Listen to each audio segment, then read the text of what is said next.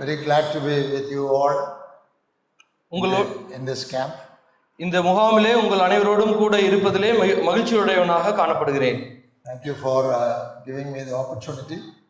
எனக்கு நீங்கள் கொடுத்த சந்தர்ப்பத்திற்காக நான் நன்றி செலுத்துகிறேன். And thanking God for making it possible. இதை கொடுத்ததான கர்த்தருக்கும் நான் நன்றி செலுத்துகிறேன். The topic given to me is the most interesting for you all.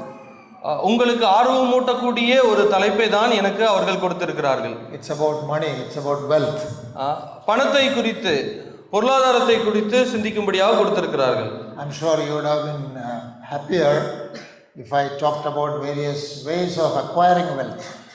பணத்தை எப்படியெல்லாம் நாம் சம்பாதிக்க முடியும் என்ற காரியத்தை நான் பேசினால் உங்களுக்கு மிகுந்த உற்சாகத்தை உண்டாக்கும். Where to invest your money? எங்கே பணத்தை முதலீடு செய்வது? How to increase your wealth? எப்படி உங்களுடைய பணத்தை, சொத்தை பெருக்குவது? இதையெல்லாம் பேசினால் உங்களுக்கு சந்தோஷத்தை உண்டாக்கும். There are many brothers in the churches also who want to become rich fast. சீக்கிரமாக பணக்காரர் ஆவது எப்படி என்று சொல்லி சபையில இருக்கக்கூடிய சகோதரர்களும் நினைப்பதுண்டு. And usually they fall into troubles. பொதுவாக அப்பேற்பட்ட காரியங்கள் பல பிரச்சனைக்கு நேராக வழிநடத்துகிறது. Not only spiritual troubles but also financial. அது ஆவிக்குரிய பிரச்சனையை மட்டுமல்ல, பொருளாதார பிரச்சனையும் உண்டாக்குகிறது. So but today I'm not asked to speak about how to make money. பணத்தை எப்படி பெருக்குவது என்பது குறித்ததான காரியத்தை பேச நான் அழைக்கப்படவில்லை. Although if you don't make any money, my message will be very useless. பணத்தை ஈட்டுவதை குறித்து நான் எதுவும் சொல்லவில்லை என்று சொல்லி நினைத்தால் அது உங்களுக்கு தேவைப்படாத ஒரு செய்தியை போல காணப்படலாம். I know a conference like this is not the place to teach basic things. ஒரு அடிப்படையான விஷயத்தை போதிப்பதற்காக இப்பேற்பட்ட முகாம்கள் ஒழுங்குபடுத்துவது கிடையாது. Basic teaching should be given in the local level. ஒரு அடிப்படையான அஸ்திபார உபதேசங்கள் எல்லாம் சபையிலே தான் கொடுக்க வேண்டியதா இருக்கிறது. Teaching about money is part of basic teaching to be given before baptism. ரட்சிக்கப்பட்டு ஞானஸ்நானம் எடுப்பதற்கு முன்பாக, அதாவது ஞானஸ்நானத்திற்கு முன்பாக பணத்தை குறித்த காரியத்தை உங்களுக்கு அடிப்படையாக உபதேசித்திருக்க வேண்டும். Before baptism usually there is a confession of faith. நாம் ஞானஸ்நானத்திற்கு முன்பாக விசுவாசத்தை நாம் அறிக்கையிடுகிறோம். Some of the written confessions begin like I leave other gods and accept the triune God. அப்படியாக அவர்கள் எழுத்துப்பூர்வமாக அறிக்கை செய்யும் பொழுது நான் உலகத்தினுடைய ஆண்டவர் என்று சொல்லக்கூடிய காரியங்கள் எல்லாம் விட்டு நான் இயேசு கிறிஸ்துவை என்னுடைய ஆண்டவராக ஏற்றுக்கொண்டு பின்பற்றுகிறேன் என்று சொல்லி அவர்கள் எழுதுவார்கள். So if anyone wants to be a disciple of Christ, he or she has to leave many gods. இயேசு கிறிஸ்துவினுடைய சீஷியாக இருக்க விரும்புகிறவர்கள் தங்களுடைய வாழ்க்கையிலே பல்வேறு விதமான தேவர்களை அவர்கள் விட்டுவிட வேண்டியது அவசியம். And the Lord Jesus took the name of one of those gods to be left out. இயேசு கிறிஸ்துவானவர் அவர்களுடைய மக்களுடைய இருதயத்தில் இருக்கக்கூடிய அந்த தேவர்களை அவர் அகற்றுகிறார், துரத்துகிறார். That God is wealth or money. அந்த ஒரு தேவர் என்று சொல்லக்கூடியதுதான் பணமும் கூட. Jesus said you cannot serve God and mammon. இயேசு கிறிஸ்துவானவர் இப்படியாக அவர் சொன்னார், உலக பொருளுக்கும் தேவனுக்கும் ஒன்றாக நீங்கள் ஊழியம் செய்ய முடியாது. Mammon is not that Kerala brother. மாமன் என்று, அதாவது ஆங்கிலத்தில் சொல்லக்கூடிய அந்த வார்த்தை கேரளாவில் இருக்கக்கூடிய யாரோ ஒரு சகோதரர் அல்ல. Mammon is the personification of money, wealth. அதாவது பணத்தை குறிப்பதற்காக சொல்லக்கூடிய ஒரு உருவக வார்த்தை தான் ஆங்கிலத்தில் மாமன் அல்லது கேரளாவிலே உபயோகப்படுத்துவார்கள். So I may be reminding you of things which you already know. உங்களுக்கு ஏற்கனவே தெரிந்திருக்கிற காரியத்தை நான் சற்று நினைப்பூட்ட விரும்புகிறேன். So but I think it's a valid ministry. It's a valid ministry. அது ஒரு சரியான ஒரு ஊழியமாக காணப்படும் என்று நினைக்கிறேன். Peter talks about it in his second epistle. பேதுரு தன்னுடைய இரண்டாவது நிருபத்திலே அப்படியாகத்தான் அவர் எழுதுகிறார். Chapter 1 and verse 14. முதல் அதிகாரம் 14வது வசனத்திலே அவர் இப்படியாக சொல்லுகிறார், இந்த கூடாரத்தில் நான் இருக்கும் அளவும் உங்களை நினைப்பூட்டி எழுப்பி விடுவது நியாயம் என்று எண்ணுகிறேன்.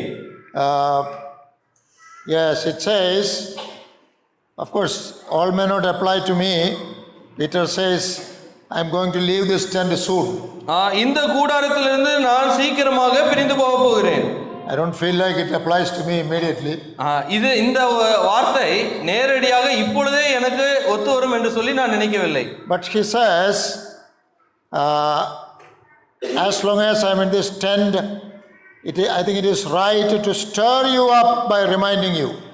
இந்த கூடாரத்தில் நான் இருக்கும் அளவும் உங்களை நினைப்பூட்டி எழுப்பி விடுவது நியாயம் என்று எண்ணுகிறேன். So there is a stirring ministry. இதை நினைப்பூட்டி எழுப்பி விடக்கூடிய ஒரு ஊழியம் என்று சொல்லி பேதுரு இங்கே சொல்லுகிறார். If you stir sambar, what will be stirred? சில காரியங்களை கலக்கும் பொழுது, அலசும் பொழுது என்ன நடக்கும்? சாம்பார். உதாரணத்திற்கு சாம்பாரை கலக்கவில்லைனால் என்ன நடக்கும்? When you stir it, only what is lying in the bottom will be moving. அதை கலக்கும் பொழுது அதுக்குள்ளாக இருக்கக்கூடிய பொருள்களானது அந்த இடத்திலிருந்து அது அசைய ஆரம்பிக்கும். And that is what I try to do today. இன்றைக்கு நானும் அதைத்தான் செய்ய போகிறேன். First truth I want to say is all wealth is God's. முதலாவது சத்தியம், நான் சொல்ல வரக்கூடிய முதலாவது சத்தியம் என்னவென்றால், எல்லா பொருளும் எல்லா செல்வமும் தேவனுடையதாக இருக்கிறது. Everything belongs to God. எல்லாம் தேவனுடைய உடைமைகளாக காணப்படுகிறது. You may have land and property. உங்களுக்கு நிலம் இருக்கலாம் அல்லது சொத்துக்கள் இருக்கலாம். And you may have the registered title deed with you. உங்களுக்கு ஏதாவது பொருட்கள் உங்களுடைய பெயரிலே காணப்படலாம். In the title deeds it is usually written that you have all the right on this property to sell and to buy and to do anything you like. அந்த பத்திரத்தில் எழுதும் பொழுது இந்த இடத்தை, இந்த பொருளை நீங்கள் எல்லா விதத்திலும் வாங்குவதற்கும் விற்பதற்கும் அதை உபயோகிப்பதற்கும் உங்களுக்கு உரிமை உண்டு என்று சொல்லி அந்த பத்திரத்தில் எழுதுவார்கள். But you don't think that you can dig as deep as you like. ஆனால் அது எழுத்துப்பூர்வமாக எல்லாத்தையும் நீங்கள் அப்படியே செய்துவிட முடியாது. When you dig, if you strike gold, for example, you are not the owner of that gold. உதாரணமாக அந்த இடத்தை நீங்கள் தோண்டும் பொழுது அங்கே தங்கம் கிடைத்தால் அது உங்களுக்கு சொந்தம் அல்ல. The gold in your property belongs to government. அந்த இடத்திலிருந்து கிடைக்கப்பெற்ற அந்த செல்வம் அது அரசாங்கத்திற்கு சொந்தமாகி விட வேண்டும். And the sky above you does not belong to you after a limit. அதாவது உங்களுடைய அந்த நிலத்திற்கு மேலாக இருக்கக்கூடிய அந்த ஆகாயம், வானமானது ஒரு அளவுகோலுக்கு மேலாக அது உங்களுக்கு சொந்தம் அல்ல. Government of India has right over the property you think belongs to you. ஆனால் இந்திய அரசாங்கம் எழுதும் பொழுது அந்த சொத்துக்கள் எல்லாம் உங்களுடையது என்று சொல்லி தான் அவர்கள் பதிய வைப்பார்கள், எழுதுவார்கள். So not surprisingly, all that we have, all the wealth of it belongs to the Lord. ஆனால் எல்லா சொத்துக்களும் எல்லா உடைமைகளும் நிச்சயமாக அது தேவனுடையவையாக இருக்கிறது. So what are we? What's our position? அப்படியானால் நம்முடைய நிலை என்ன? We are stewards of all the wealth that God has given to us. நம்முடைய கைகளிலே கொடுத்திருக்கிற எல்லா வளங்களுக்கும் சொத்துக்களுக்கும் செல்வத்திற்கும் நாம் உக்கிரானக்காரர்களாக நாம் காணப்படுகிறோம். That means all that is under our possession and control needs to be managed according to what the real ultimate owner decides. உண்மையாக இருக்கக்கூடிய மெய்யான எஜமானராகிய கர்த்தர் எஜமானராக இருக்கிறார். ஆகவே நாம் அவருக்கு உக்கிரானக்காரர்களாக அந்த பொருளை நாம் உபயோகித்துக் கொண்டிருக்கிறோம். So the second truth is we are stewards. இரண்டாவது சத்தியம், இந்த செல்வங்களுக்கு நாம் உக்கிரானக்காரர்கள் மட்டும்தான். Thirdly, stewards have to be faithful.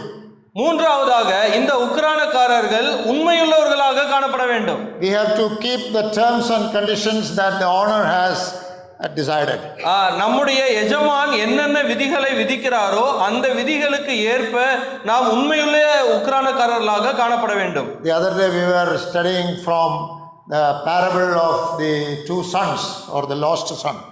அதாவது நாம் லூக்காவின் புத்தகத்திலே வாசிக்கும் பொழுது இரண்டு குமாரர்கள் ஒரு செல்வந்தருக்கு இருந்தார்கள் என்று சொல்லி நாம் வாசிக்கிறோம். I asked the brothers to say two wrong things that the younger son did. அதிலே இளைய குமாரன் இரண்டு விதமான தவறுகளை அவன் செய்தவனாய் இருந்தான். And reading that passage, one of the wrong things that he did was that he spent what was his portion of the property according to his likings. அதாவது அந்த இளைய குமாரன் அந்த செல்வத்தை எல்லாம் தன்னுடைய இஷ்டத்திற்கு ஏற்றவாறு உபயோகப்படுத்தி அதை செலவழிக்கிறவனாய் இருந்தான். What is wrong in that? அதுல என்ன தவறு? It belonged to him. அது அவனுக்கு சொந்தம் தானே. He asked the father and the father gave him. அவன் தகப்பனிடத்திலே போய் கேட்டு அவன் தகப்பனிடத்திலிருந்து பெற்றுக்கொண்டிருக்கிறான். And he spent all that he got according to what he liked. அவன் அந்த செல்வத்தை எல்லாம் தான் எப்படி விரும்புகிறானோ அதைப்படி அவன் செலவழித்தான். But in the parable the Lord says very clearly that it was wrong for him. ஆனால் தேவன் அங்கே குறிப்பிடும் பொழுது, கர்த்தர் குறிப்பிடும் பொழுது அது தவறு, பாவம் என்று சொல்லி அவர் குறிப்பிடுகிறார்.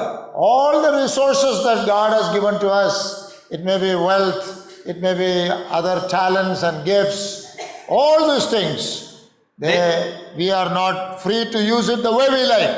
அதாவது தேவன் எந்தெந்த வளங்களை செல்வங்களை நமக்கு கொடுத்திருக்கிறாரோ அதையெல்லாம் நம்முடைய இஷ்டத்தின்படி உபயோகப்படுத்துவதற்கு தேவன் எந்த அதிகாரத்தையும் நமக்கு கொடுக்கவில்லை. So we are stewards, and as stewards we are to be faithful. உக்கிரானக்காரர்களாக உண்மையுள்ளவர்களாக அதற்கு நாம் நடந்து கொள்ள வேண்டும். If we are not faithful, நாம் உண்மையுள்ளவர்களாக காணப்படவில்லை என்றால் don't think we will escape. நாம் We will escape, don't think. நீங்கள் அதிலிருந்து தப்பி விடுவீர்கள் என்று சொல்லி நினைக்காதீர்கள். Because ஏனென்றால் all stewards are accountable. ஏனென்றால் எல்லா உக்கிரானக்காரர்களும் அவர்கள் கணக்கு ஒப்புவிக்க வேண்டியவர்களாக இருக்கிறார்கள். If I give responsibility about something to somebody, then certainly one day I will call him back and ask him what he did. நான் ஏதாவது ஒரு காரியத்தை ஒரு நபரிடத்திலே கொடுத்தால் சில நாளுக்கு பின்பாக அவரிடத்தில் அதற்கான கணக்கை நான் கேட்கிறவனா இருப்பேன். The Lord is going to do the same thing. We all know that. அதைத்தான் நம்முடைய கர்த்தரும் செய்கிறார். அவர் நம்மிடத்தில் கணக்கு கேட்பார். The Lord said we have to give answer to every silly word. ஒவ்வொரு தவறான வார்த்தைகளை நாம் உபயோகப்படுத்தும் பொழுதும் அதற்கும் நாம் கணக்கு ஒப்புவிக்க வேண்டும் என்று சொல்லி வேதாகம் சொல்கிறது. Even that thoughtless word which went out of my mouth, I'm responsible for that. என்னுடைய வாயிலிருந்து பிறக்க தேவையில்லாத எந்த ஒரு சாதாரண வார்த்தைகளாக இருந்தாலும் அதற்கும் நாம் கணக்கு ஒப்புவிக்க வேண்டியதா இருக்கிறது. So what about the money that we spent? அப்படியானால் நம்முடைய கையிலே இருக்கக்கூடிய பணத்தை குறித்து என்ன சொல்லுவோம்? We have to give account. நாம் நிச்சயமாக கணக்கு ஒப்புவிக்க வேண்டும். When I was younger, I read a book written by Campbell Morgan. Campbell Morgan என்று சொல்லக்கூடிய அந்த தேவ மனிதருடைய ஒரு புத்தகத்தை நான் வாசித்தேன். It was about discipleship. அது சீஷத்துவத்தை குறித்ததான ஒரு புத்தகம். There were many chapters on discipleship. அந்த சீஷத்துவத்தினுடைய காரியத்தை குறித்த अनेक பகுதிகள் அதில் இருந்தது. One chapter was disciple in the market. அதில் இருக்கக்கூடிய ஒரு அதிகாரம் என்னவென்றால் சந்தையிலே நாம் எப்படியாக சீஷனாய் நடந்து கொள்ள வேண்டும். So he was trying to teach that a disciple has to behave faithfully even in the marketplace. ஒரு சந்தையிலே கூட ஒரு நபர் சீஷனாக அவர் நடந்து கொள்ள வேண்டியது அவசியம். Before purchasing anything, he has to think twicely. ஏதாவது ஒரு பொருளை வாங்குவதற்கு முன்பாகவே ஒன்றுக்கு இரண்டு முறை அவர் சிந்தித்து பொருளை வாங்க வேண்டியது அவசியம். The author was telling the readers that they have to be sure that that particular purchase is according to the will of God. அதாவது அந்த பொருளை நீங்கள் வாங்கும் பொழுது அந்த ஆசிரியர் குறிப்பிடுகிறார், அந்த பொருளை நீங்கள் வாங்கும் பொழுது இது தேவனுடைய சித்தமா என்று நீங்கள் உறுதிப்படுத்தப்பட வேண்டும் என்று சொல்லி அவர் சொல்லுகிறார். I may like to buy it. நான் வாங்குவதற்கு நான் ஆசைப்படலாம். If it is a cloth, I like the color and the design.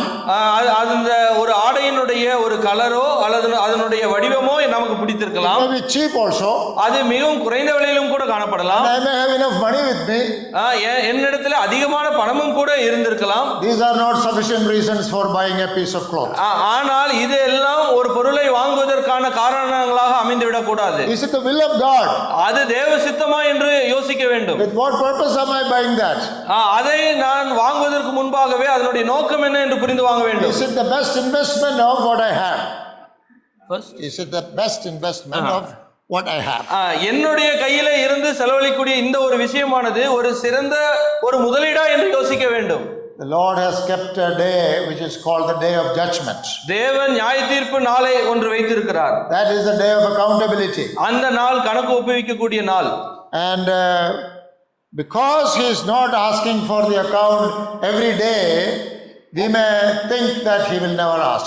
அதாவது தினமும் அவர் என்னிடத்தில் எந்த கணக்கையும் கேட்கவில்லை என்பதற்காக உங்களிடத்தில் கேட்கவே மாட்டார் என்ற எண்ணத்தை நீங்கள் நினைத்து விடாதீர்கள். We are stewards and so we have to be faithful. நாம் உக்கிரானக்காரர்களாக இருக்கிறோம், ஆகவே உண்மையுள்ளவர்களாக இருக்க வேண்டும். Of course, I would not talk much about how to acquire wealth. நான் எப்படியாக பணத்தை எளிதாக சம்பாதிப்பது என்பதை குறித்து நான் பேச போவதில்லை. How do we get wealth? எப்படி பணத்தை ஈட்டுவது?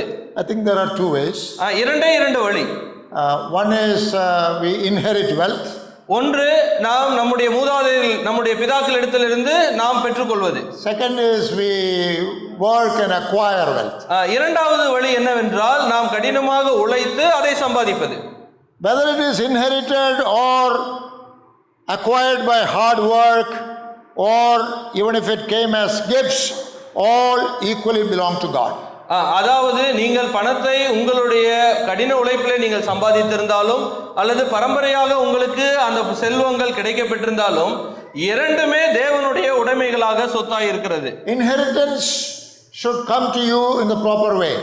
அதாவது பாரம்பரியமாக வரக்கூடியதும் கூட சரியான வழியிலே உங்களுக்கு கிடைக்கப்பட்டிருக்க வேண்டும். I think we should not fight for our inheritance.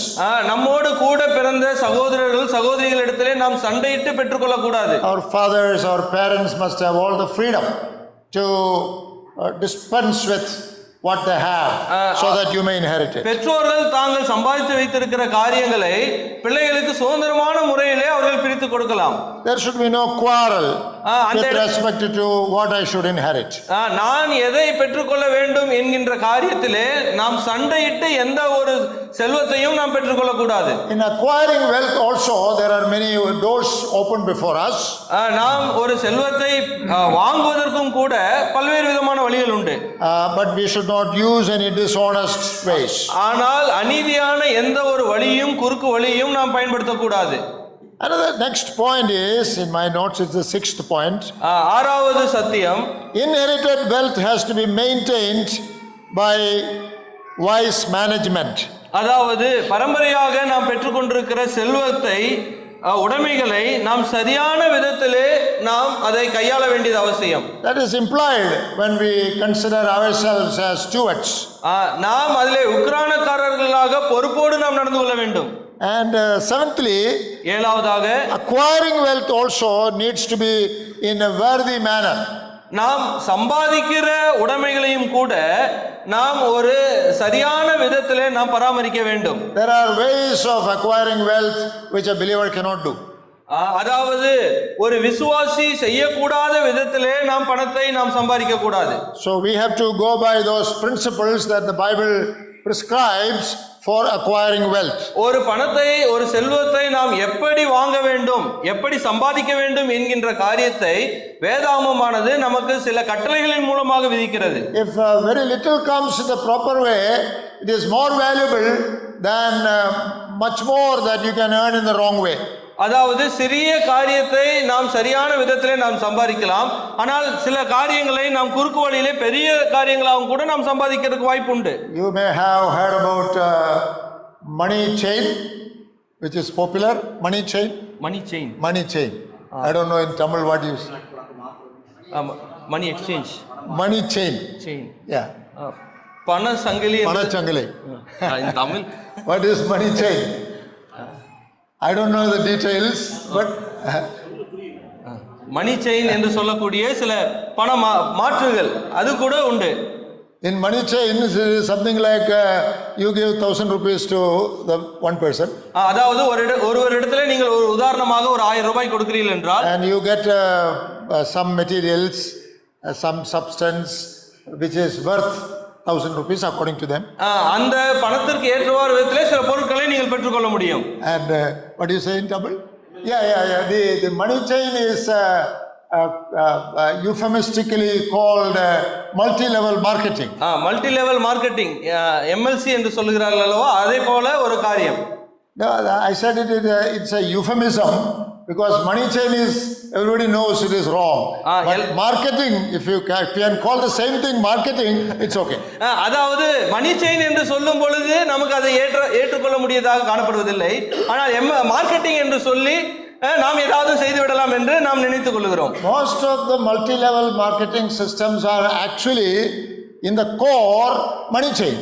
அதாவது இந்த மார்க்கெட்டிங் என்று சொல்லக்கூடிய இந்த விஷயங்கள் எல்லாம் அதிகமாக தவறான விதத்திலே தான் நடத்தப்படுகிறது.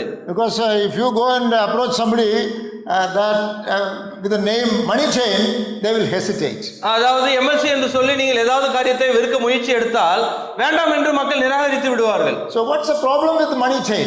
அப்படியாக இருக்கும் பொழுது அதனுடைய பிரச்சனை என்ன? It is not a biblically honorable way of making money. ஒரு பணத்தை சரியான விதத்திலே சம்பாதிப்பதற்கான ஒரு வழி அல்ல என்று வேதம் போதிக்கிறது. You give 1,000. நீங்கள் ஒரு 1000 ரூபாய் கொடுக்கிறீர்கள். And you encourage 2 others to join.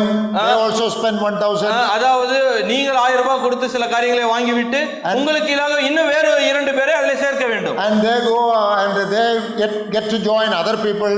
அவர்கள் அந்த 2 பேர் வேறு 2 பேரை பிடித்துக்கொண்டு அவர்கள் அதில் சேர்ப்பார்கள். And when more and more people join, you are sitting idle, but you are also getting part of it. அதாவது நீங்கள் அதிகமான நபர்களை உங்களுக்கு கீழாக சேர்த்து கொண்டு வர நீங்கள் எதுவும் செய்ய வேண்டியதில்லை. அவர்கள் செய்ய உங்களுக்கு தானாகவே பணம் கிடைக்கும். And when the multi level, when the level becomes 1,000 levels, 1,000 level, 10,000 level, you get a lot of money. You are sitting at the top. அதாவது நீங்கள் 100 பேருக்கு மேலாக 1000 பேருக்கு மேலாக 10,000 பேருக்கு மேலாக உட்காரும் பொழுது உங்களுக்கு அதிகமான பணமானது நீங்கள் சும்மா உட்கார்ந்திருந்தாலே கிடைக்கப்பட்டு கொண்டிருப்பீர்கள். What is wrong with that? இதுல என்ன தவறு? What is wrong with that is, what is your product? What are you producing? நீங்கள் என்ன காரியத்தை விளைவிக்கிறீர்கள்?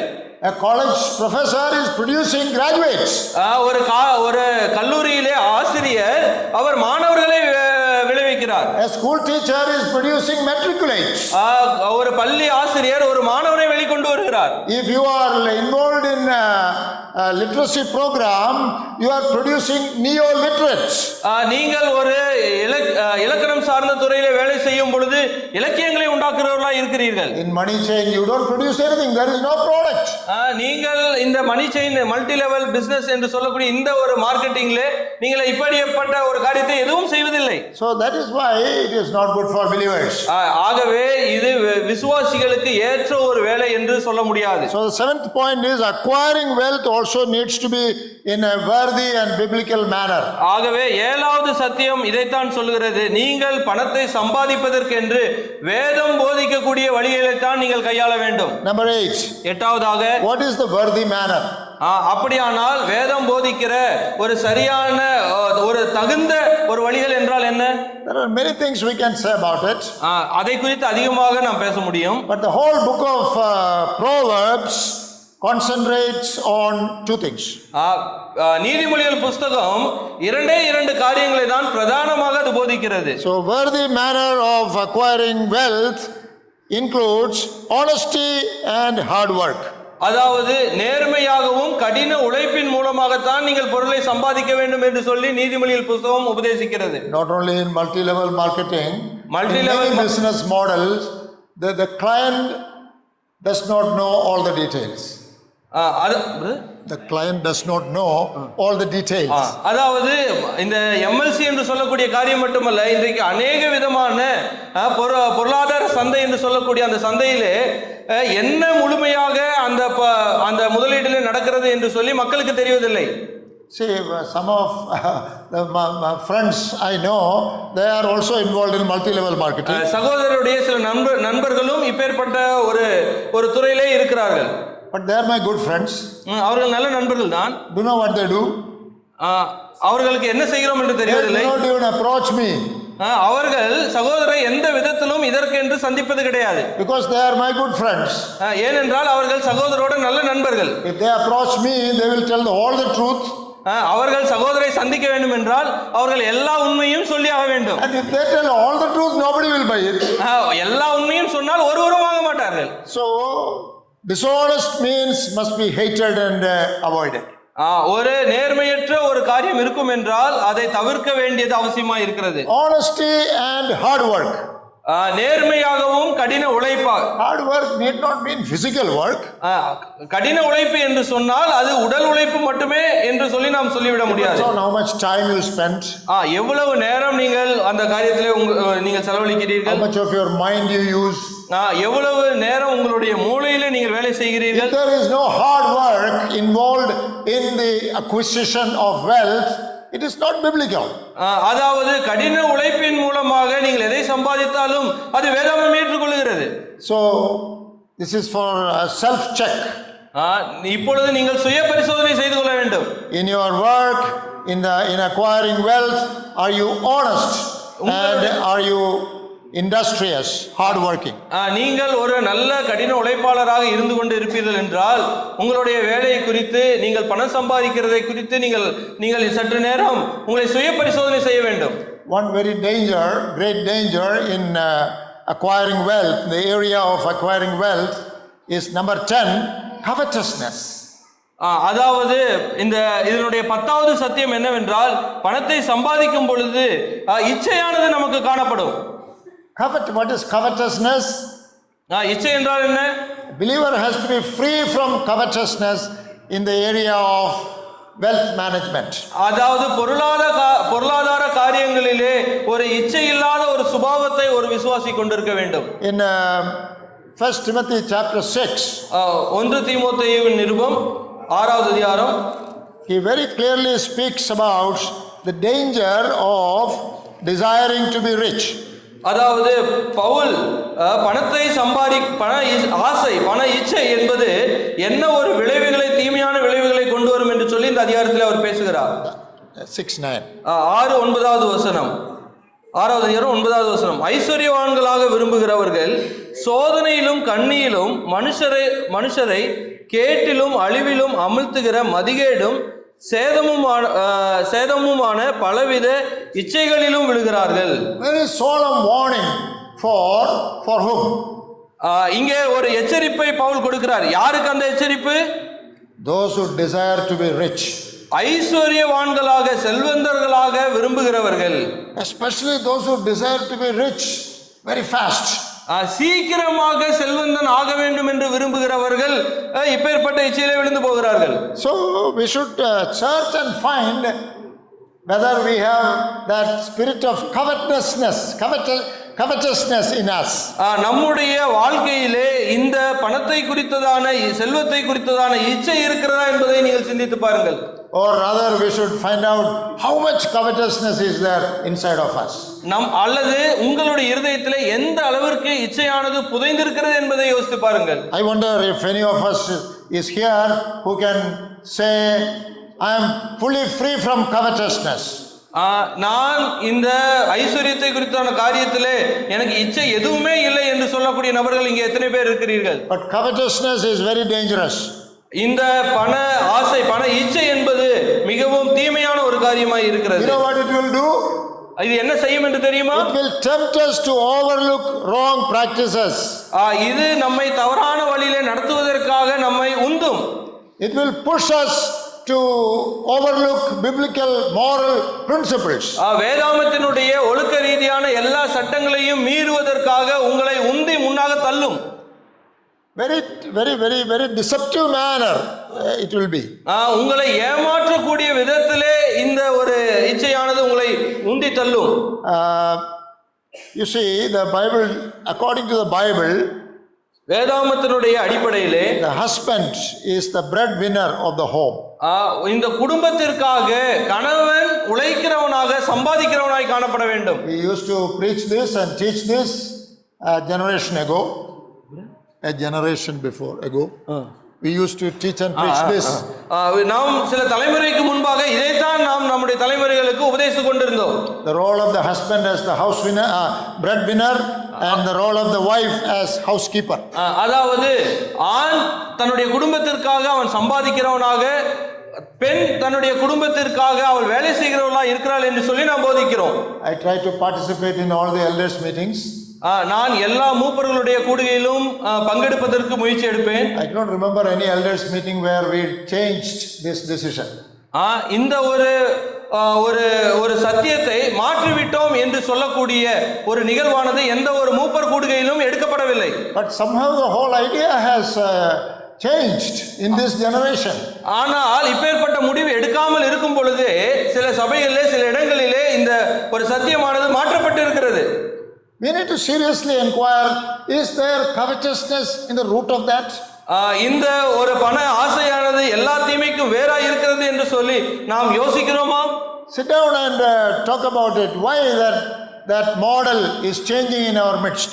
நம்முடைய வாழ்க்கையிலே ஏன் இந்த ஒரு உபதேசமானது மாறி போய் இருக்கிறது என்று சொல்லி யோசிக்கிறோமா? Covetousness is very deceptive. இந்த பண ஆசை மிகவும் நம்ம ஏமாற்றக்கூடியதா இருக்கிறது. Paul says, don't fall into that temptation. இந்த ஒரு சோதனையிலே விழுந்து விடாதீர்கள் என்று பவுல் சொல்கிறார். So all wealth should come in a worthy manner, honest manner, and as a result of hard work. எல்லா ஒரு பணமும் செல்வமும் நேர்மையான முறையிலே நாம் பெற்றுக்கொள்ள வேண்டியது அவசியமாக இருக்கிறது. So when it comes to how we manage our wealth, நாம் அந்த பணத்தை எப்படியாக கையாள வேண்டும் என்று சொல்லி வரும் பொழுது there is something that we must be careful about. அதை குறித்து நாம் மிகவும் ஜாக்கிரதையோடு காணப்பட வேண்டியது அவசியம். This is number 12 in my notes. என்னுடைய நான் சொல்லக்கூடிய இந்த சத்தியத்திலே 12வது சத்தியம் இதுதான். Budgeting is a basic need for good financial stewardship. அதாவது ஒரு சரியான உக்ரானத்துவம் என்று சொல்லக்கூடிய காரியம் என்னவென்றால் உங்களுடைய பொருளாதாரத்தை திட்டமிட்டு நீங்கள் செலவு செய்ய வேண்டியது அவசியம். You know what is budgeting? திட்டமிடுதல்.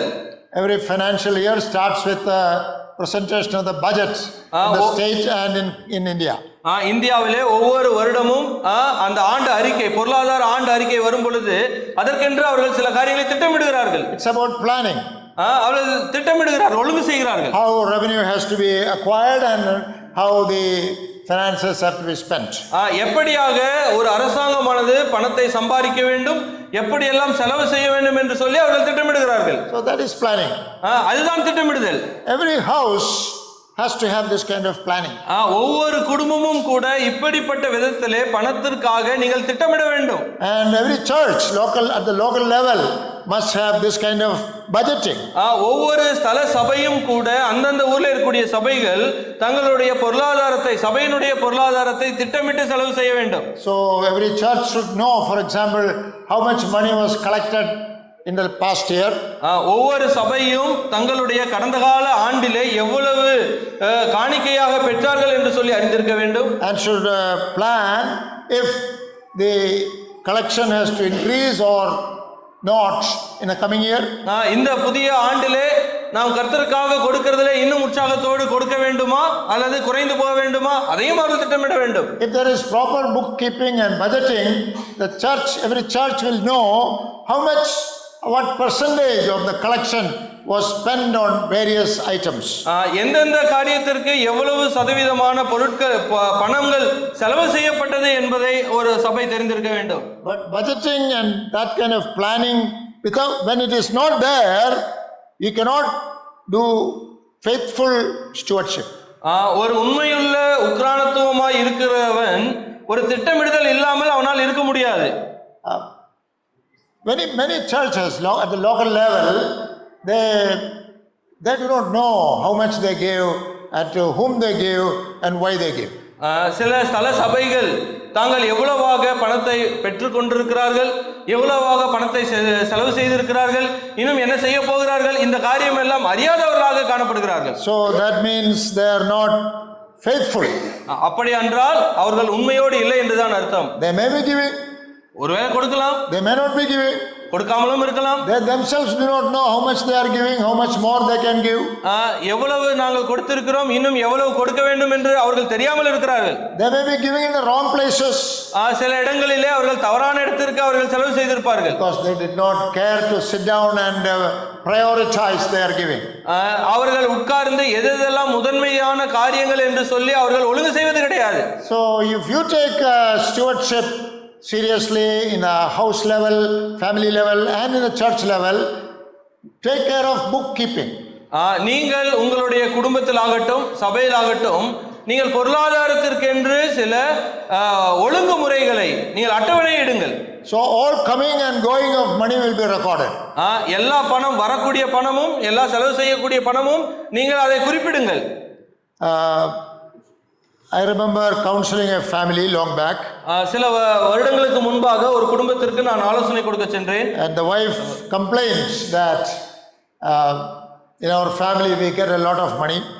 அந்த சகோதரி இப்படியாக சொன்னார், எங்களுடைய குடும்பத்தில் அதிகமான பணத்தை நாங்கள் சம்பாதிக்கிறோம். They were farmers. அவர்கள் விவசாய காரியங்களில் ஈடுபட்டிருந்தார்கள். So she was able to say that we get so much money from coconut trees. நாங்கள் தென்னை மரத்திலிருந்து இவ்வளவு பணத்தை நாங்கள் பெற்றிருக்கிறோம். Minimum so much money is from rubber trees. Rubber, okay okay, அதாவது ரப்பர் மரத்திலிருந்து இவ்வளவு பணத்தை நாங்கள் பெற்றுக்கொண்டிருக்கிறோம். But she also said, I don't know where all the money is going. ஆனால் இந்த பணம் எல்லாம் எங்கே சென்றது என்று சொல்லி எனக்கு தெரியவில்லை என்று சொன்னார்கள். And for that reason husband and wife were quarreling. அந்த ஒரு காரியத்திற்காக கணவனும் மனைவியும் அவர்கள் வாக்குவாதம் இடுகிறவர்களாக இருந்தார்கள். So I told them, அவர்களுக்கு சொன்னேன், buy a notebook. ஒரு நோட்டை நீங்கள் வாங்குங்கள். Write all income and all expenses in that book. அந்த நோட்டிலே, அந்த புத்தகத்திலே நீங்கள் வரக்கூடிய வருமானம் என்ன, செலவு செய்யக்கூடிய வருமானம் என்ன, எல்லாவற்றையும் எழுதுங்கள். And keep that book open between husband and wife. அந்த ஒரு நோட்டை நீங்கள் ஒரு இரண்டு பேரும் உபயோகிக்கக்கூடிய விதத்தில் அது காணப்படட்டும் என்று சொல்லி ஆலோசனை கொடுத்து. Because the wife was honestly telling, I don't know where all the money is going. ஏனென்றால் அந்த சகோதரி இப்படியா சொன்னார், எங்கே இந்த பணம் எல்லாம் சென்றது என்று சொல்லி தெரியவில்லை என்றார்கள். It's very pitiable that in some churches also like that. இதிலும் மிக சோகமான காரியம் என்னவென்றால் சில சபைகளிலும் இப்படிதான் நடக்கிறது. No proper bookkeeping. அவர்களிடத்திலே ஒரு சரியான ஒரு கணக்குக்காக ஒரு நோட்டை, புத்தகத்தை அவர்கள் வைத்திருப்பதில்லை. But in every church meeting there is something called offerings. ஒவ்வொரு சபை கூடுகையிலும் காணிக்கை என்ற ஒரு வேலை இருக்கிறது என்று சொல்லி நாம் அறிவோம். Which was not a prescribed practice for New Testament churches. புதிய ஏற்பாட்டிலே அந்த சபைகள் அப்படி வைத்திருந்ததாக நாம் பார்க்க முடிவதில்லை தான். Somehow we have inherited that practice from somewhere. ஆனால் அந்த ஒரு பழக்கத்தை நாம் எங்க இருந்தோ நாம் கற்றுக்கொண்டிருக்கிறோம். But churches, New Testament churches had collections. ஆனால் புதிய ஏற்பாட்டு சபைகள் பணத்தை சேகரிக்கக்கூடிய காரியம் அவர்களிடத்தில் இருந்தது. They were encouraged to give. அவர்கள் சந்தோஷத்தோடு அதை கொடுத்தார்கள். Paul wrote epistles to encourage brothers to give. Pavul தன்னுடைய நிருபங்களிலே பார்க்கும் பொழுது குடும்பங்கள் உற்சாகமாக கொடுக்கட்டும் என்று சொல்லி சகோதர சகோதரிகளிடத்திலே உற்சாகப்படுத்தினார். In the encouragement Paul said whom to give, how much to give, how to decide and how the collected money will be distributed. எவ்வளவு பணம் வாங்க வேண்டும், எவ்வளவு சேர்க்க வேண்டும், எவ்வளவு கொடுக்க வேண்டும், எங்கெங்கெல்லாம் முதலீடு செய்ய வேண்டும், எல்லா காரியத்தையும் பவுல் அவர்களுக்கு சொல்லி கொடுத்திருந்தார். No wonder the collections were successful. அப்படியாக இருக்கும் பொழுது அந்த பணமானது ஒரு வெற்றியுள்ள நிலைமையில கையாளப்பட்டது. I'm not talking about all churches, but in some churches believers have told me, we don't know brother, they will sell the name of a brother. That brother decides everything. We don't know what he is doing. எல்லா சபைகளையும் நான் சொல்லவில்லை. சில சபையிலே விசுவாசிகள் இப்படியா சொல்ல, எங்களுக்கு இதெல்லாம் எதுவும் தெரியாது, அந்த நபர் தான் எல்லா பணத்தையும் அவர் கையாளுகிறார் என்று சொல்லுகிறவர்கள் உண்டு. There should be bookkeeping in the churches. சபையிலே பணத்திற்காக ஒரு நோட்டு புத்தகத்தை வைத்திருக்க வேண்டும். And brothers should be appointed to keep those books. அந்த ஒரு நோட்டை சகோதரர்கள் கையாள வேண்டும். Periodical publishing of the book is necessary. ஒவ்வொரு ஆண்டுக்கு ஒரு முறையோ 2 முறையோ அதனுடைய கணக்குகளை வாசிக்க வேண்டும். So in such a church there will be faithful stewardship of what God has given. அப்படியாக இருக்கும் பொழுது ஒரு உண்மையுள்ள உக்ரானத்துவமானது அந்த சபையில் நடைபெறுகிறது என்று அர்த்தம். Now if there is no discipline at the personal level, there will be no faithfulness in the church level. அதாவது தனிப்பட்ட விதத்திலே இப்பேற்பட்ட காரியங்களில் ஒழுக்கம் இல்லை என்றால் சபையிலே இப்பேற்பட்ட காரியங்கள் ஒழுக்கமாக நடைபெறாது. So every believer should know what to do with whatever he has. ஒவ்வொருவருக்கும் தான் வைத்திருக்கக்கூடிய காரியங்கள் எப்படி கையாள வேண்டும் என்று தெரிந்திருக்க வேண்டும். Of course, I already said that wealth has to come in the proper way. ஏனென்றால் நான் ஏற்கனவே சொன்னேன், செல்வமானது நேர்மையான முறையிலே நாம் பெற்றிருக்க வேண்டும். Now, whatever amount comes, whatever wealth is there with you, we have to give to the Lord. என்னென்ன செல்வங்கள் நமக்கு இருந்தாலும் கூட அதிலிருந்து நாம் தேவனுக்கென்று கர்த்தருக்கென்று ஒதுக்கி கொடுக்க வேண்டும். First, separate the portion for the Lord. முதலாவதாக நீங்கள் தேவனுக்கென்று ஒதுக்குங்கள். How much? எவ்வளவு? I think the question is not how much. The question is what percentage. எவ்வளவு என்று சொல்லி பணத்தை நீங்கள் அப்படி எடுக்காதீர்கள். எந்த சதவீதம் என்று சொல்லி நீங்கள் பணத்தை நீங்கள் யோசித்து பாருங்கள். The Old Testament recommends giving of about 25 to 30% of all income to the Lord. அதாவது பழைய ஏற்பாட்டிலே வாசிக்கும் பொழுது எந்தெந்த விதத்திலே அவர்கள் செல்வத்தை சம்பாதித்திருந்தாலும் அதிலிருந்து 25 முதல் 30% கர்த்தருக்கென்று கட்டாயமாக அவர்கள் கொடுக்க வேண்டும். So to the Lord, and this includes tithing or giving to the Lord and taxes. அதாவது பழைய ஏற்பாட்டிலே சொல்லப்பட்டிருக்கிறபடி தசமபாக இருந்தாலும் சரி, காணிக்கையாக இருந்தாலும் அது மற்ற எந்த விதத்திலே கர்த்தருக்கு கொடுக்கக்கூடிய காரியமா இருந்தாலும் அப்படியாக செய்ய வேண்டும். I make myself bold to say that for any New Testament believer this should be the minimum.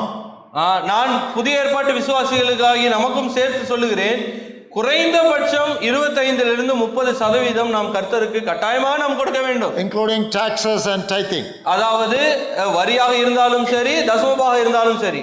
Of course, I know that tithing is not prescribed in the New Testament as in the Old Testament. பழைய ஏற்பாட்டிலே சொல்லப்பட்டது போல புதிய ஏற்பாட்டிலே தசமபாகம் சொல்லப்படவில்லை தான். But the Old Testament is also God's word. ஆனால் பழைய ஏற்பாடும் தேவனுடைய வார்த்தை தான். It's given for our instruction. அது நமக்கு உபதேசத்திற்காக அது கொடுக்கப்படுகிறது. So I will say that the New Testament believers may start with 30%. ஆகவே புதிய ஏற்பாட்டு விசுவாசிகளும் குறைந்தது 30% கொடுக்க வேண்டும். Never fall below, but you can always go above. இந்த 30% எந்த விதத்திலும் நீங்கள் குறைத்து விடாதீர்கள், அதற்கு மேலாக கொடுங்கள். They say it is not 10% is low giving, but New Testament believers must give grace giving. அதாவது 10% குறைந்தது என்று நான் சொல்லவில்லை, ஆனால் கிருபையின் அடிப்படையில் நீங்கள் தாராளமாக அதிகமாக கொடுங்கள். I gladly agree. நான் அதை சந்தோஷத்தோட ஏற்றுக்கொள்கிறேன். But grace giving cannot be less than low giving. அதாவது கிருபையினால் கொடுக்கிறது எப்பொழுதுமே அது குறைந்ததா இருக்காது. So where do we give? எங்கே நாம் கொடுப்பது? What are the different areas of need which we can fill with our giving? நம்முடைய கொடுக்கக்கூடிய காரியத்துல எந்தெந்த பகுதியிலே நாம் கொடுக்கலாம்? In the area of tax we have no freedom. வரி செலுத்தக்கூடிய காரியத்திலே நமக்கு எந்தவித சுதந்திரமும் நமக்கு அரசாங்கம் கொடுப்பதில்லை. Because the government has fixed tax rates and they have their own ways of enforcing it. அதாவது வரிக்கென்று அவர்கள் சில சட்டதிட்டங்களை வைத்திருக்கிறார்கள், கட்டாயமாக அதை நீங்கள் செலுத்தியாக வேண்டும். But what we give to the Lord in the name of the Lord as gifts we can decide. ஆனால் கர்த்தருக்கு என்று காணிக்கையாக கொடுக்கக்கூடிய காரியத்திலே நாம் தீர்மானம் செய்யலாம். There are one head under which we can give is honoring elders. முதலாவது நீங்கள் எங்கெங்கெல்லாம் கொடுக்கலாம் என்றால் மூப்பர்களை கனப்படுத்துவதற்காக நீங்கள் கொடுக்கலாம். Honor your elders. நீங்கள் மூப்பர்களை கனப்படுத்துவதற்காக நீங்கள் கொடுக்கலாம். Second is partnering with mission. இரண்டாவதாக பார்க்கும் பொழுது ஊழியத்திலே பங்கு செலுத்துவதற்காக நீங்கள் கொடுக்கலாம். Partnering with mission. அதாவது ஊழியம் சார்ந்த காரியங்களிலே நீங்கள் உங்களை இணைத்துக் கொள்ளலாம், பங்காளர் ஆக்கிக் கொள்ளலாம். And the third item is remembering the poor. மூன்றாவதாக நீங்கள் ஏழை எளிய மக்களை நினைத்துக் கொள்ளக்கூடிய அந்த காரியத்திலே நீங்கள் உங்களுடைய பணத்தை செலவழிக்கலாம். Number 3, remembering the poor. தேவையான செல்வத்தில் குறைந்திருக்கக்கூடிய மக்களை நீங்கள் நினைத்துக் கொள்ள வேண்டும். Number 4, support church activities. நான்காவதாக சபையினுடைய கூட்டங்களுக்கு நீங்கள் உதவி செய்ய வேண்டும். பொருளாதாரத்திலே support the church, the local activities of the church. அதாவது ஸ்தல சபையிலே நடக்கக்கூடிய கூட்டங்கள் மற்ற ஊழியங்களுக்காக நீங்கள் பொருளாதாரத்திலே நீங்கள் உதவி செய்யலாம். Church meetings and maintaining the facilities, various things will come there. அங்கே பார்க்கும் பொழுது சபையினுடைய கூட்டங்கள் இருக்கலாம், அல்லது நீங்கள் கூடி வரக்கூடிய இடத்தை மேம்படுத்துவதற்காக ஏதாவது செலவு செய்யலாம். You know, there is a verse in 1 Timothy chapter 5. 1 தீமோத்தேயு 5ஆம் அதிகாரத்தில் இப்படியாக ஒரு வசனம் உண்டு, which speaks about honoring the elders. 5ஆம் அதிகாரத்திலே அந்த வசனம் உண்டு. நீங்கள் மூப்பர்களை கனப்படுத்துவதற்காக கொடுக்கலாம் என்று சொல்லக்கூடிய ஒரு வசனம் உண்டு. Chapter 5 verse 17. 17வது வசனம், நன்றாய் விசாரணை செய்கிற மூப்பர்களை விசேஷமாக திருவசனத்திலும் உபதேசத்திலும் பிரயாசப்படுகிறவர்களை இரட்டிப்பான கனத்திற்கு பாத்திரராக எண்ண வேண்டும். Honor your elders. உங்களுடைய மூப்பர்களை நீங்கள் கனப்படுத்த வேண்டும். Give double honor. அதாவது இரட்டிப்பான விஷயத்தில் நீங்கள் கனப்படுத்த வேண்டும். How do you honor a person? எப்படி நீங்கள் கனப்படுத்த முடியும்? By giving a salute. அவருக்கு போய் வணக்கம் சொல்வதா? Or in India by doing like this. இந்தியாவிலே நம்முடைய கலாச்சாரத்திலே வணக்கம் சொல்கிறோம், அப்படி கைகூப்பி வணக்கம் சொல்வதா? So when it comes to elders you have to say double salute. இரட்டிப்பான முறையில் கனம் செலுத்த வேண்டும் என்றால் 2 முறை நீங்கள் அவர்களுக்கு salute அடிக்கணுமா? You are free to do that if your culture permits that. ஒருவேளை உங்களுக்கு கலாச்சாரம் அனுமதித்தால் நீங்கள் அதையும் கூட செய்யுங்கள், தவறில்லை. All means more than that. அதிகமா என்று சொல்லும்போது அது நிச்சயம் அதிகம்தான். Because the immediate next verse he says, and the laborer is worthy of all wages. வேலையால் தன் கூலிக்கு பாத்திரனாய் இருக்கிறான் என்று சொல்லி 18வது வசனத்திலே வாசிக்கிறோம். And in 17 itself Paul says, take note who are laboring in the word and doctrine. விசேஷமாக திருவசனத்திலும் உபதேசத்திலும் பிரயாசப்படுகிறவர்களை இரட்டிப்பான கனத்திற்கு பாத்திரராய் இருக்கிறார்கள். That means teaching the word of God, preaching the word of God, who are doing it diligently. Take care of them, take note of them. யார் ஒரு சரியான விதத்திலே வசனத்தை போதிக்கிறதிலே அவர்கள் சிறந்து இருக்கிறார்கள் என்பதை பார்த்து நீங்கள் அவர்களுக்கு நீங்கள் உங்களுடைய உதவிகளை நீங்கள் செய்ய வேண்டும். It does not say please help them. அதாவது மன்னிக்கவும், நீங்கள் அதை உதவி செய்யக்கூடிய எண்ணம் என்ற ஒரு காரியத்துக்குள்ள வரக்கூடாது. Some people think our preachers and teachers they are pretty well off. They are well off. Preachers and teachers in our midst. அதாவது நம்முடைய மத்தியிலே இருக்கக்கூடிய உபதேசிக்கக்கூடிய சகோதரர்கள் அவர்கள் அதிகமாக பெற்றுக்கொண்டிருக்கிறார் என்று அர்த்தம் அல்ல. No, some people think like that. Some believers. சிலர் நினைத்துக் கொண்டிருக்கிறார் அவர்களுக்கு அதிகமான கிடைக்கிறது என்று நினைத்துக் கொண்டிருக்கிறார். No, they don't need our help.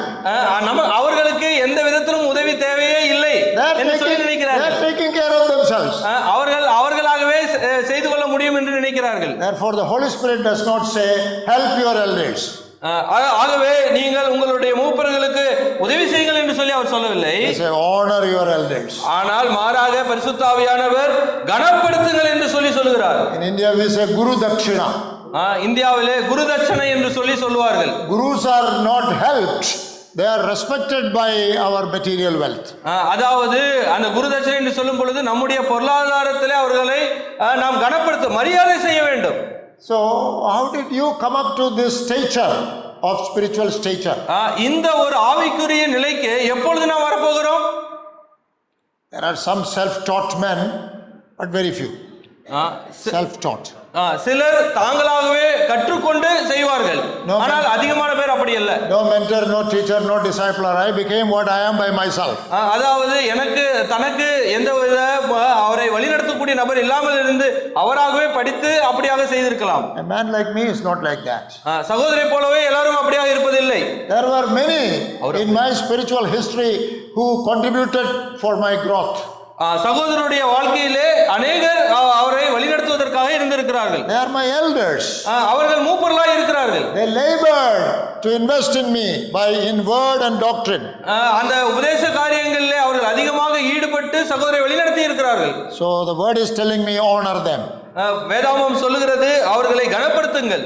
So you should honor them with a part of your resources.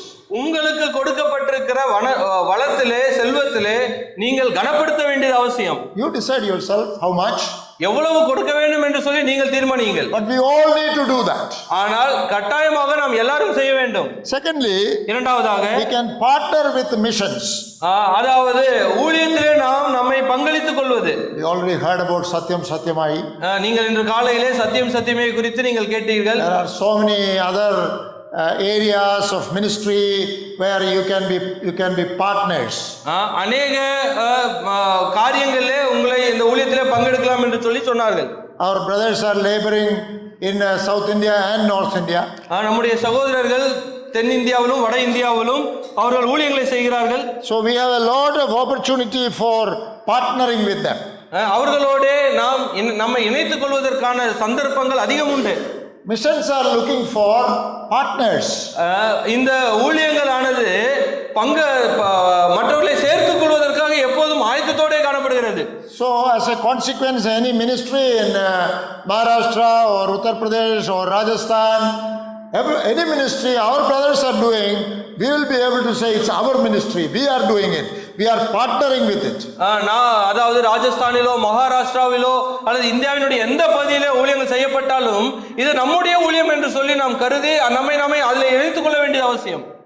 Do you know how many Lord's servants are in the jails of Uttar Pradesh? Jail. Prison. அதாவது நம்ம ஊழியர்கள் அநேகர் வட இந்தியாவிலே சிறைச்சாலையிலே இருக்கிறார்கள். What do you think? Below 1,000 or above 1,000? 1000 பேருக்கு கீழே அல்லது 1000 பேருக்கு மேலே எத்தனை பேர் ஊழியர்கள் சிறைச்சாலையில இருக்கிறார்கள் என்று நீங்கள் தெரியுமா? உங்களுக்கு தெரியுமா? Probably we have no idea. நமக்கு அதுக்கான காரியங்களை நாம் கேள்விப்பட்டிருக்க முடியாது. We are not concerned. நாம் அதை குறித்து எந்த விதத்திலும் அக்கறை கொள்வதில்லை. News comes in the WhatsApp, but then we are not interested. We are looking at other things. அதை சார்ந்த காரியங்கள் செய்தியாக நமக்கு வரும் பொழுது அதை நாம் அக்கறை எடுத்துக் கொள்வதில்லை, அதை தட்டி கழித்து விடுகிறோம். If you don't know such things, I'm sure you are not interested in mission in North India. நீங்கள் அந்த காரியத்தை உங்களுக்கு தெரியவில்லை என்றால் வட இந்தியாவை குறித்ததான பாரம் உங்களுக்கு இல்லை என்றுதான் அர்த்தம். Why you are not interested? ஏன் உங்களுக்கு அதில் ஆர்வம் இல்லை? You are not partners. ஏனென்றால் நீங்கள் அதிலே உங்களை இணைத்துக் கொள்ளவில்லை, அதனால தான் உங்களுக்கு ஆர்வம் இல்லை. When something happens dramatic in the stock exchange, stock market, who are concerned? அதாவது ஸ்டாக் மார்க்கெட் என்று சொல்லக்கூடிய காரியங்களிலே இருக்கும் பொழுது யார் அதில் அதிகமாக அக்கறை எடுக்கிறார்கள்? I am not concerned seriously. அதை குறித்து சகோதரர் எந்த விதத்திலும் அக்கறை எடுத்துக் கொள்வதில்லை. Because I have invested nothing in it.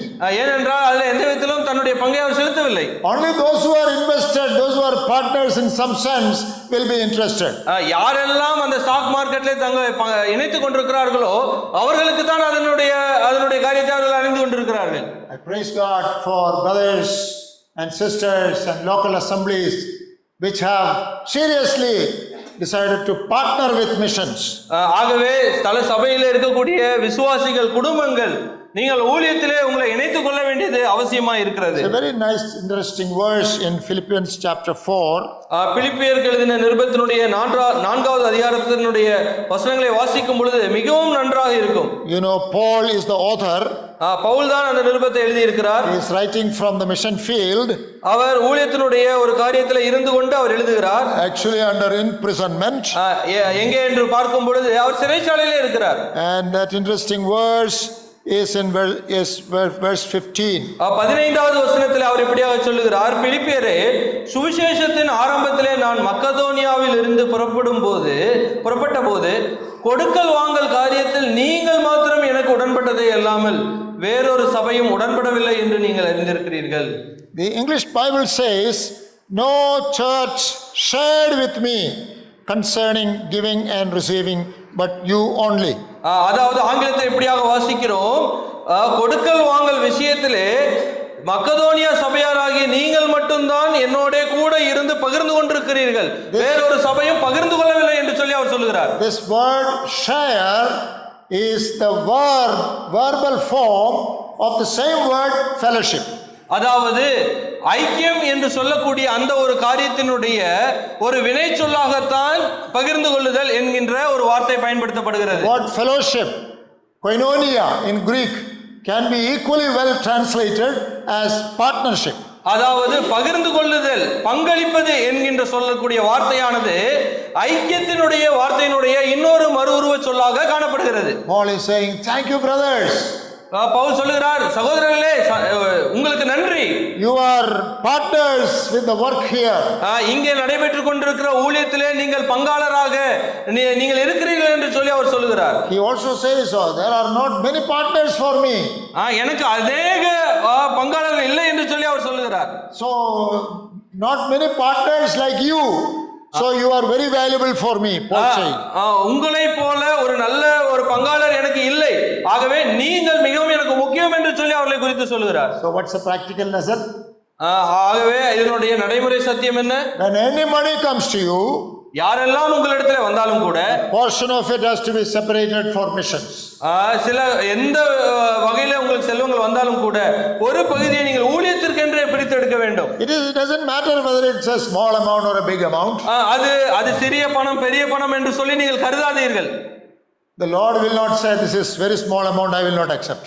இது ரொம்ப கொஞ்சம் பணம், இது எனக்கு தேவையில்லை என்று சொல்லி கர்த்தர் எந்த விதத்திலும் நிராகரிப்பதில்லை. The Lord will neither will the Lord say this is too much, what can I do with it? இது எனக்கு அதிகமான பணம், இதை நான் என்ன செய்ய போகிறேன் என்று சொல்லியும் கர்த்தர் திகைத்து போவதில்லை. God looks at our hearts. கர்த்தர் உங்களுடைய ஒவ்வொருவருடைய இதயத்தை பார்த்து கொண்டிருக்கிறார். If you have only small amount, give it. உங்களிடத்துல கொஞ்சம் பணம் இருக்கிறதா, கொடுத்து விடுங்கள். If you have large amount, give it. அதிக பணம் இருக்கிறதா, அப்பொழுதும் கொடுத்து விடுங்கள். But be sure that you are partnering with missions. ஆனால் நீங்கள் நிச்சயமாக நீங்கள் ஊழியத்திலே உங்களை இணைத்துக் கொண்டிருக்கிறீர்கள் என்று சொல்லிதான் அர்த்தம். This is the best investment. இந்த உலகத்திலே ஒரு சரியான முதலீடு என்றால் அது ஊழியத்திலே நீங்கள் இணைத்துக் கொள்வதுதான். The result and the reward will be in the other side of eternity. இதனுடைய பிரதிபலனானது நித்தியத்திலே அதிகமாக உங்களுக்கு கிடைக்க பெறும். I have no time to expand on that. அதிலே நான் அதிகமாக நேரத்தை செலவழிக்க போவதில்லை. And a third area where we should separate our wealth is remember the poor. மூன்றாவதாக எங்கே பணத்தை நாம் செலவு செய்ய வேண்டும் என்றால் ஏழை எளிய மக்களிடத்திலே நீங்கள் பணத்தை செலவழிக்க வேண்டும். In Galatians, கலாத்தியருக்கு எழுதின நிருபம் and chapter 2, இரண்டாவது அதிகாரம் verse 10, 10வது வசனம், தரித்திரரை நினைத்துக் கொள்ளும்படிக்கு மாத்திரம் சொன்னார்கள், அப்படி செய்யும்படி அதற்கு முன்னமே நானும் கருத்துள்ளவனாயிருந்தேன். when Paul was in Jerusalem, Pavul எருசலேமிலே இருந்த பொழுது the Jerusalem leaders told him, please remember the poor. எருசலேமிலே இருந்த சபை தலைவர்கள் இப்படியாக சொன்னார்கள், தரித்திரரை ஏழை எளிய மக்களை நீங்கள் நினைத்துக் கொள்ளுங்கள் என்று சொல்லி அவர்கள் சொன்னார்கள். Here the concern is of course about poor believers. அதாவது ஏழையான விசுவாசிகளுடைய வாழ்க்கை குறித்து நீங்கள் அக்கறை எடுத்துக் கொள்ளுங்கள் என்று சொல்லி அவர் சொன்னார். The church has always been in history concerned about the poor.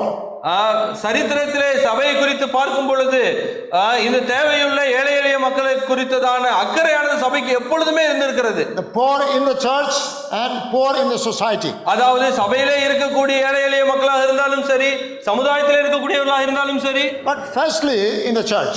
முதலாவது பிரத்யேகமாக சபையில் இருக்கக்கூடியவர்களை நீங்கள் கருத்தில் கொள்ளுங்கள். That's why we say charity begins at home. ஏனென்றால் நாம் இப்படியாக ஆங்கிலத்திலே ஒரு பழமொழியானது காணப்படுகிறது, அதாவது தானமானது வீட்டிலே தான் துவங்குகிறது என்று சொல்லி சொல்வார்கள். Remember the poor, that is the request that he received. அதாவது பவுலுக்கு கிடைக்கப்பெற்ற ஒரு வார்த்தை என்னவென்றால், தரித்திரரை நினைத்துக் கொள்ளுங்கள், அக்கறை எடுத்துக் கொள்ளுங்கள் என்று சொல்லி அவருக்கு சொன்னார்கள். And Paul says the very thing which I also was eager to do. அதற்கு முன்னமே நானும் அப்படி செய்ய கருத்துள்ளவனாய் இருந்தேன் என்று சொல்லி பவுல் சொல்கிறார். See, when you go preaching the gospel in various places, நீங்கள் ஊழியத்திற்காக சுவிசேஷத்தை அறிவிப்பதற்காக பல்வேறு இடங்களுக்கு செல்லும் பொழுது you cannot help seeing the needs of people. மக்களுடைய தேவைகளை நீங்கள் முழுவதுமாக நீங்கள் பூர்த்தி செய்து விட முடியாது. There are needy all around. எங்கு பார்த்தாலும் தேவையோடு மக்கள் இருப்பார்கள். Various kinds of needs. பல்வேறு விதமான தேவைகள் இருக்கும். There are elderly men and women in the villages of Uttar Pradesh. Uttar Pradesh மாநிலத்திலே அநேக முதியோர்கள், வயதான தாய் தகப்பன்மார்கள் இருப்பார்கள். Many of them have the simple disease we call cataract. அதாவது அவர்களுடைய கண்ணிலே புரையானது ஓடி இருக்கும். And with a simple surgery which is done freely in government hospitals, it could be done. அந்த இலவச, அதாவது அரசாங்க மருத்துவமனையிலே எளிமையான விதத்திலே அதற்கான அறுவை சிகிச்சையானது நடைபெறும். But there is nobody to take them to the hospital, nobody to pay for them. Even the travel expenses. அந்த முதியவர்களை அந்த அரசாங்க மருத்துவமனைக்கு கூட அழைத்து செல்ல மாட்டார்கள். So we collect some relief fund and use for these purposes. We have been using it for some years. நாங்கள் அப்படியாக செய்தோம். அதாவது அவர்களுடைய போக்குவரத்து காரியங்களுக்காக மட்டும் பணத்தை சேகரித்து அவர்களை எல்லாம் ஒன்று திரட்டி அவர்களை அந்த மருத்துவமனைக்கு அழைத்து சென்று வந்தோம். Because practically you cannot just close your eyes against the needs of poor people, needy people and just preach the gospel. அதாவது தேவையான மக்கள் இருக்கக்கூடியவங்களை பார்த்து நீங்கள் கண்ணை மூடிக்கொண்டு சுவிசேஷத்தை மட்டும் பிரசங்கிக்கிறது கூடாத காரியமாக இருக்கிறது. Remember the needy. ஆகவே நீங்கள் தரித்திரரை ஏழை எளிய மக்களை நீங்கள் அக்கறை எடுத்துக் கொள்ளுங்கள், கவனியுங்கள். Remember the poor. அந்த ஏழைமான மக்களுக்காக நீங்கள் அக்கறை எடுத்துக்கொள்ளுங்கள், கரிசனையோடு இருங்கள். Again, the vocabulary of the Holy Spirit is very special. பரிசுத்த ஆவியானவர் உபயோகப்படுத்துகிற அந்த வார்த்தை மிகவும் பிரத்யேகமானது. Paul, again here, it is not written, please help the poor, please contribute to the poor. No. Pavul இப்படியாக சொல்லவில்லை, அந்த ஏழை எளிய மக்களுக்கு உதவி செய்யுங்கள், அவர்களுக்கு ஏதாவது கொடுங்கள் என்று சொல்லி பரிசுத்த ஆவியானவர் சொல்லவில்லை. Remember the poor. அவர்களை நினைத்துக் கொள்ளுங்கள் என்று சொல்லி பரிசுத்த ஆவியானவர் பவுல் மூலமாக சொல்கிறார். Remembering is a mental activity. அதாவது நினைப்பது என்று சொல்லக்கூடியது மனதிலே யோசிப்பது, சிந்திப்பது. Remember them means have place for them in your minds and hearts.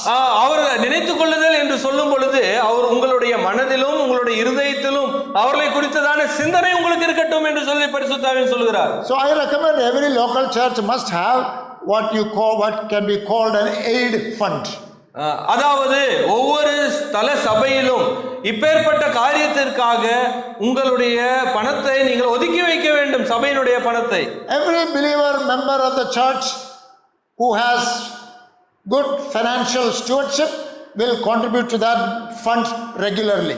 அதாவது பணத்தை சரியாக நிர்வாகம் செய்யக்கூடிய சகோதரருக்கு அதை ஒப்புவித்து அந்த கணக்குகள் எல்லாம் சரிவர நீங்கள் செலவு செய்ய வேண்டியது அவசியம். And the fund can be used in the home church or outside, in South India or North India, wherever the needs are there. அதாவது எங்கெங்கெல்லாம் தேவை இருக்கிறதோ, அதாவது தென்னிந்தியாவிலோ வட இந்தியாவிலோ எங்க இருக்கிறதோ அந்த சேகரித்த பணத்தை நீங்கள் அதற்காக நீங்கள் செலவு செய்ய வேண்டும். Remember the poor. ஆகவே ஏழை எளிய மக்களை நினைத்துக் கொள்ளுங்கள். And all these things together, I told you, including taxes, will be minimum 25 to 30% of your income. நான் ஏற்கனவே சொன்னேன், இது எல்லாம் சேர்த்து குறைந்தது 25 to 30% நீங்கள் கொடுக்க வேண்டும். So the fourth is, of course, support local church activities. நான்காவதாக நீங்கள் எங்கே பணத்தை செலவு செய்ய வேண்டும் என்றால் சபையினுடைய ஊழியங்களிலே தேவைகளிலே நீங்கள் செலவு செய்ய வேண்டும். I need not elaborate upon that. அதை நான் அதிகமாக வியாக்கியானப்படுத்த போவதில்லை. You are already doing it. நீங்கள் ஏற்கனவே செய்கிறீர்கள் என்று நான் நம்புகிறேன். And by definition, a local church is a self-supporting group of believers. அதாவது ஸ்தல சபை என்று சொல்லும் பொழுது தங்களை தாங்களே பொருளாதார காரியங்களே நிர்வகித்துக் கொள்ளக்கூடிய ஒரு சபையாக, பார்த்துக் கொள்ளக்கூடிய சபையாக இருக்க வேண்டும். I only spoke about 30%. நான் 30% பத்தி மட்டும்தான் நான் பேசினேன். So 70% is lying there. 70% மீதி 70% உங்களுக்கு முன்பாக இருக்கிறது. Don't worry, most of the money is with you only. அதிகமான பணம் 70% உங்களுடைய கையில் தான் இருக்கிறது இப்பொழுது. I took only 30%. 30% பத்தி மட்டும்தான் என்னால் பேச முடியும். What do you do with the 30%? No, 70%? இந்த 70% என்ன செய்ய போவது? For some it may be 70, for some it may be 60, for some it may be 50. That differs. சிலர் 60% தான் மீதி வைத்திருப்பார்கள், சிலர் 50% தான் வைத்திருப்பார்கள். அது ஒரு நபருக்கு நபர் வித்தியாசப்படும். What do you do with that? ஆனால் அதில் நீங்கள் என்ன செய்ய போகிறீர்கள்? You divide it into two. அதை இரண்டாக நீங்கள் பிரித்தெடுங்க. Not necessarily equal division. அதை சரியான விதத்தில் பிரித்தெடுக்க வேண்டும் என்று சொல்லி நான் சொல்லவில்லை. The rest will be used for meeting present needs and future needs. அதாவது அந்த பணத்தை நீங்கள் இரண்டாக பிரித்து, ஒன்று தற்பொழுது இருக்கக்கூடிய ஊழியங்கள் கூட்டங்களுக்காகவும், இன்னொன்று பகுதியை நீங்கள் எதிர்காலத்தில் வரக்கூடிய காரியங்களுக்காக நீங்கள் செலவு செய்யுங்கள். I said 30% because that is the minimum that we have from the Bible. நான் ஏன் 30% என்று சொன்னேன் என்றால், குறைந்தபட்சம் 30 செய்ய வேண்டும் என்று சொல்லிதான் வேதம் போதிக்கிறது. Normally, whatever is your 70% should be enough to meet your present needs and future needs. அதாவது 30 மீதி, அதாவது அந்த மீதி இருக்கக்கூடிய பணத்தை உங்களுடைய தேவைகளுக்காக, உங்களுடைய அன்றாட தேவைகளுக்காக, எதிர்கால தேவைகளுக்காக நீங்கள் செலவு செய்யலாம். So future needs will include all needs which you can foresee. அதாவது எதிர்கால தேவை என்று சொல்லக்கூடிய எந்தெந்த காரியங்கள் இருக்கிறதோ அதற்கெல்லாம் நீங்கள் ஒதுக்கி வைக்கலாம். And present needs will mean everything that you need for your life, food, transportation, living, various other things. அதாவது தற்காலிக தேவை என்று சொல்லும் பொழுது உங்களுடைய உணவுக்காக, உங்களுடைய போக்குவரத்திற்காக, மற்ற காரியங்களுக்காக அவற்றை ஒதுக்கலாம். So these are some of the basic principles that I wanted to share with you. இந்த அடிப்படையான விதிகளை கட்டளைகளை நான் உங்களுக்கு சொல்ல விரும்பினேன். I thought there would be some time for interaction. சில மணித்துளிகள் உங்களோடு பகிர்ந்து கொள்வதற்கு உரையாடலுக்காக கலந்துரையாடலுக்காக இப்பொழுது கொடுக்கப்படுகிறது. Up to 11. Okay, so time is there. Okay. Any questions or comments? ஏதாவது கேள்விகளோ அல்லது இன்னும் ஏதாவது வார்த்தைகள் சொல்ல வேண்டும் என்றால் நீங்கள் நிச்சயமாக இதில் பங்கெடுக்கலாம். Even one of your experiences you want to share to encourage others. Yes, brother. அதாவது உங்களுடைய அனுபவங்களை நீங்கள் பகிர்ந்து கொள்ளலாம் நிச்சயமாக. Is there another mic you can give? No. Yes. 30%. Yeah. Is it gross pay or net pay?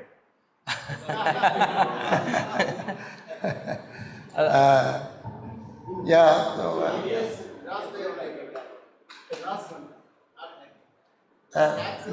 Net pay will mean tax after tax removal. அதாவது சகோதரருடைய கேள்வி என்ன என்றால் Loan is there, tax is there.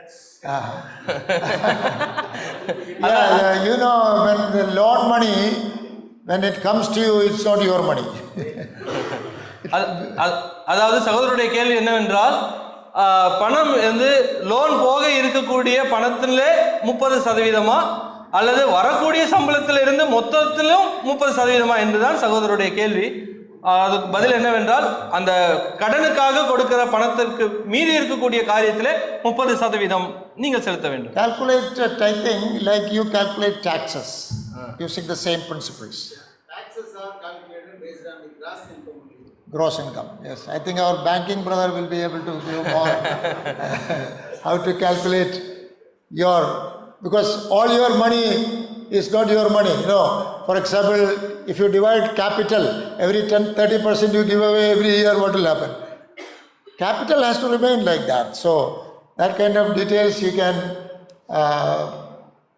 contact brother Chandru. இந்த பொருளாதார காரியத்தில் உங்களுக்கு ஏதாவது சந்தேகம் இருந்தால் சகோதரர் சந்துரு அவர்களிடத்திலே நீங்கள் விலாவரியாக கேட்கலாம். Anything else? வேற ஏதாவது கேள்விகள் உண்டா, சந்தேகங்கள்? I don't know. It's how many of you really know how much you give to the Lord? What percentage? Budgeted giving, budgeted spending. Is it the idea may be familiar to you, but how many of you are doing it? Maybe it may not be good to ask you to raise hands.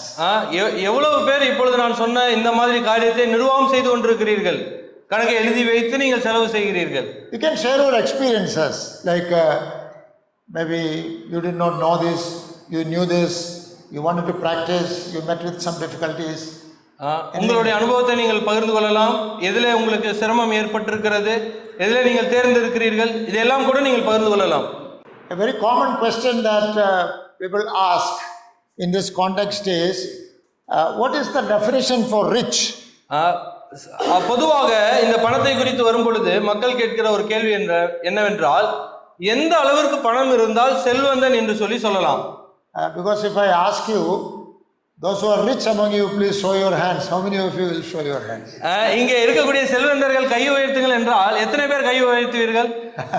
I think nobody will do that. ஒருவரும் கை உயர்த்த மாட்டீர்கள் என்று தான் நான் நினைக்கிறேன். Why? Because you are looking at other people who have more money than you. உங்களை விட யார் பணம் அதிகம் வைத்திருக்கிறார்களோ அவர்களை தான் நீ பணக்காரர் என்று சொல்வீர்கள். As long as you don't reach the level of Ambani and Adani, you will not lift your hands. அதாவது அம்பானி அதானி அவர் எவ்வளவு பணம் வைத்திருக்கிறாரோ அந்த அளவிற்கு கிடைக்கும் வரை நீங்கள் செல்வந்தர் என்று ஒத்துக்கொள்ள போவதில்லை. But in Paul's times, there were rich people in the church.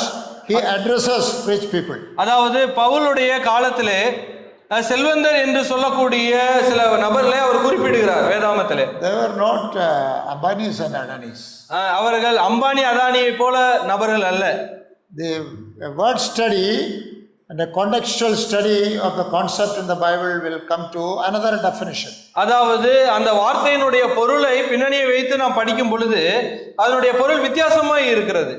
The definition is something like, if you have more than your basic needs, to meet your basic needs, you are rich. அதாவது உங்களுடைய அடிப்படை தேவைகளை தாண்டி உங்களிடத்திலே பணம் இருந்தால் நீங்கள் செல்வந்தர் என்றுதான் பொருள். What are the basic needs? அடிப்படை தேவை என்னென்ன? Roti, kapda, makan. உடை, உணவு, உடை, இருப்பிடம். So these are the basic needs. இதுதான் அடிப்படையான தேவை. இதற்கு மேலே உங்களிடத்திலே பணம் இருந்தால் நீங்கள் செல்வந்தர்கள். So how many of you are rich now? Now I am also rich. இப்பொழுது சொல்லுங்கள், யாரெல்லாம் செல்வந்தர்கள்? All of us are rich now. Yeah. Nobody is poor and needy and thirsty and hungry and living on the street. இங்கே யாரும் சாப்பிடுவதற்கு இல்லாமல் தங்குவதற்கு வீடு இல்லாமல் யாரும் அப்படியாக இங்கே இல்லை என்று நான் நம்புகிறேன். So Paul very clearly says his life philosophy was, if I have food and clothing, I'll be happy. Pavul சொல்லுகிறார், உடைக்காகவும் உணவிற்காகவும் இருந்தால் நான் சந்தோஷமா இருக்கிறேன் என்று சொல்லி பவுல் சொல்லுகிறார். He talks only about roti and kapda, not about makan. Pavul இரண்டே காரியத்தை தான் தன்னை குறித்து அவர் சொல்லுகிறார், உணவு, உடை. இருப்பிடத்தை குறித்து அவர் எங்கும் சொல்வதே இல்லை தன்னுடைய வாழ்க்கையை பற்றி. But then in Greek the word for covering, it is covering. Covering is not just cloth covering, body covering, but also a covering above your head.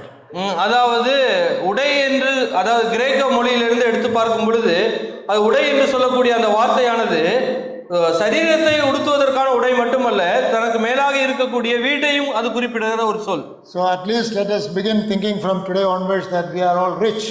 இன்றிலிருந்தாவது நாம் நினைக்கலாம், நாம் செல்வந்தர்கள் என்று சொல்லக்கூடிய ஒரு எண்ணம் நமக்கு வரட்டும். So behave like rich people, talk like rich people, and give to the Lord like rich people. ஒரு செல்வந்தரை போல பேசுங்கள், செல்வந்தரை போல நடங்கள், செல்வந்தர்களை போல தேவனுக்கு கொடுங்கள். Anything else? வேற ஏதாவது உண்டா? Thank you for listening. நீங்கள் இதுவரை கேட்டுக்கொண்டிருந்ததற்காக நன்றி. Usually I speak more than the allotted time. நான் எப்பொழுதும் பேசக்கூடிய அளவிற்கு மேலாக நான் பேசிவிட்டேன். So now I have the credit of correcting all mistakes. இப்பொழுது இதில் ஏதாவது மாற்று கருத்துக்கள் இருந்தால் தெரிவிக்கக்கூடிய ஒரு நேரமாக இருக்கிறது. Thank you. நன்றி.